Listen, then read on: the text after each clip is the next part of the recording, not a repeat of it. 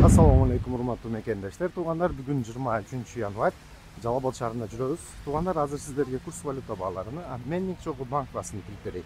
Сиздер видеого алдынан лайк кнопканы аябай тапа-тап басып, каналга катталбагансыздар, каналга катталып коюңуздар. Сонун так маалыматтарды иншалла биринчилерден көрөсүңөр. Туугандар, ким кайсыл жерден көрүп атканын жазып кеткиле.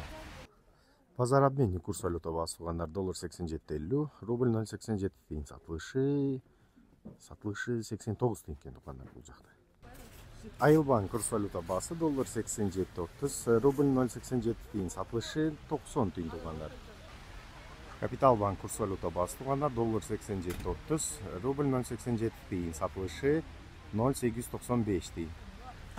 Бакай банк курс валюта баасы туугандар, доллар 87.30, рубль 0.87 тиын, сатылышы 90 тиын. Банк Азия курс валюта баасы доллар 87.30, рубль 0.87 тиын, сатылышы 90 тиын туугандар. Доскреда банк курс валюта баасы доллар 87.30, рубль 0.872 тиын туугандар, сатылышы 0.895 тиын.